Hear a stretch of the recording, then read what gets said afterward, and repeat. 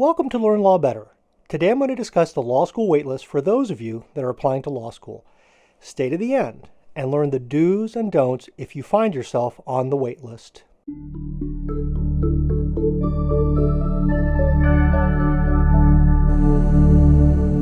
Hi, this is Bo Bias, and today I want to provide you with some advice if you get waitlisted. But first, let's discuss why law schools have a waitlist. Law schools have a certain number of students that they want to enter their law school. Also, the class has to have certain characteristics, such as the male to female ratio, the number of minorities, or geographical diversity. And of course, there are the specific LSAT and GPA targets. Law schools generally know the type of student that they can attract based on prior year data, which means that they can send you an accept, a deny, or waitlist decision as soon as they receive your application. Unfortunately, even the best planning does not account for yearly fluctuations in applicants, which is why there's a waitlist. The reality is that most people who are waitlisted will never get off the waitlist, but that doesn't mean it's impossible. So here's some advice if you find yourself on the waitlist. 1. Don't ask why you got on the waitlist. All that does is put the admissions department in an awkward position. The answer is almost always your LSAT and GPA. 2. Look at your other options and think about whether you really want to go to the law school that waitlisted you.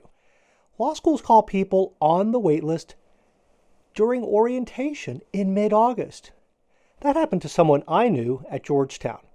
Classes had already started and Harvard called her, so she dropped everything in DC, moved to Boston. But are you willing to break a lease, find a new apartment, and move all within a few days? 3, don't become a stalker. I know that you're anxious, but calling the admissions department every week is not the answer. Also, don't contact faculty members on the admissions committee. Now, it is appropriate to send the admissions department a letter or email after you receive their waitlist decision.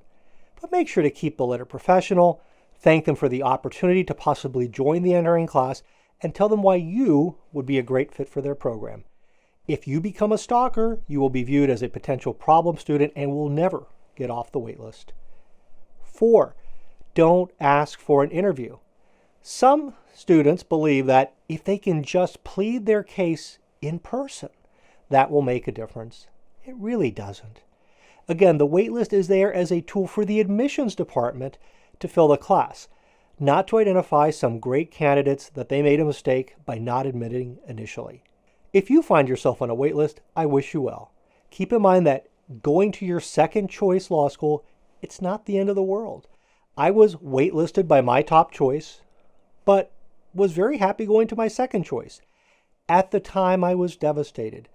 But looking back on it, years later, I had a great law school experience, made many friends, and found a good job after graduation. Law school is what you choose to make of it, wherever you go.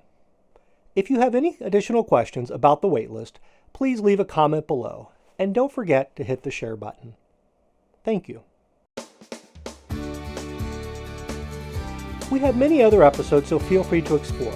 Also at learnlawbetter.com, you will find more free resources to help you succeed, including our newsletter, blog post, and exam bank. Thank you for watching.